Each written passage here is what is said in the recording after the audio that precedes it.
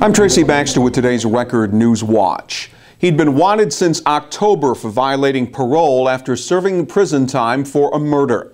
Early this morning, 27-year-old Cody Smith of New Rochelle was taken back into custody, but only after he assaulted a state trooper during a traffic stop on Route 17 in the town of Wallkill. Police say Smith was a passenger in a car that was pulled over. The officer smelled a marijuana odor, and during questioning, Smith punched the officer in the head and ran off while discarding drug evidence. Smith was tracked down and taken into custody. The latest charges will include assault and drug possession, with both marijuana and heroin discovered in the vehicle. The driver, Harville Cruz of the Bronx, was charged with drug possession. The officer had to be treated for a head injury at Orange Regional Medical Center.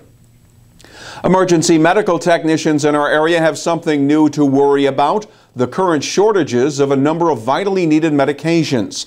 Almost a third of life-saving medicines that need to be carried by EMTs and paramedics are in short supply, including the painkiller morphine and drugs used following heart attacks and overdose treatment.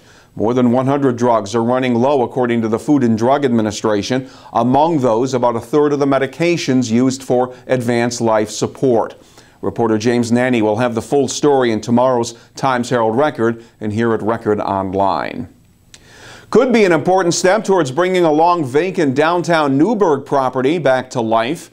The City Council selected a developer to build on the empty city-owned lot located on Broadway between Lander and Johnston Streets.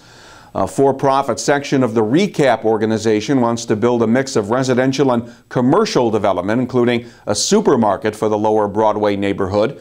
That isn't sitting well with the owners of nearby bodegas and small markets who fear it could put them out of business. Reporter Doyle Murphy has the latest, plus local reaction here at Record Online and in an upcoming edition of the Times-Herald Record. Elsewhere in Sullivan County, 4 residents of the Abbott House youth program in the town of Bethel were charged with felony criminal mischief for seriously damaging the Swan Lake Golf Course. State police say 17-year-olds Matthew Miller, Yakeem McGee, 18-year-old Donovan Price, and a 14-year-old did extensive damage to the golf course turf and golf carts. The 3 older boys were sent to Sullivan County Jail on $10,000 bail. Earlier this month, we told you the story of the motorcyclist who got himself in big trouble after reaching speeds of up to 170 miles an hour on the Thruway.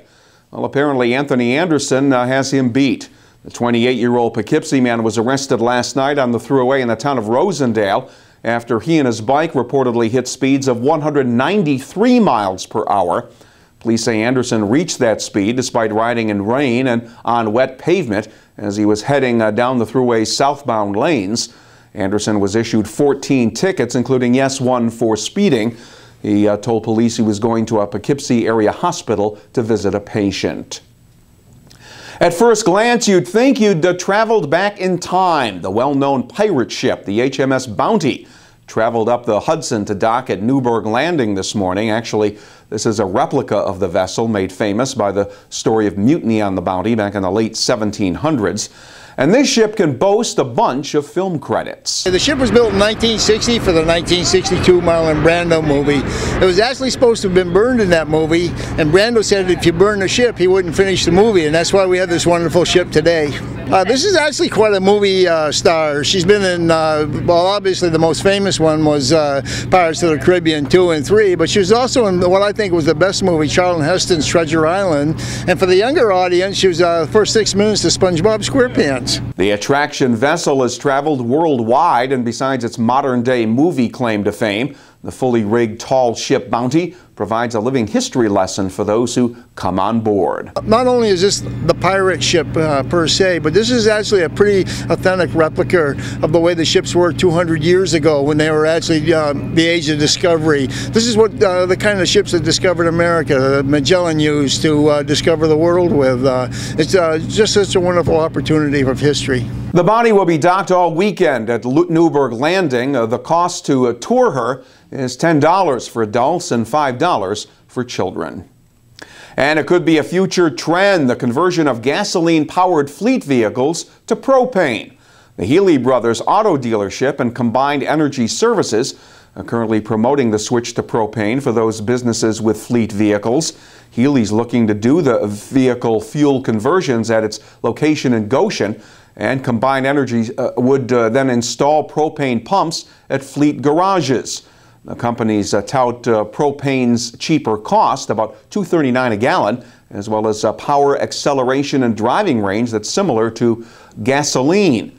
Reporter James Walsh will have more on the propane push in a story here at Record Online and in the upcoming edition of the Times-Herald Record. Friday's weather will start with sunshine but end with clouds, then rain.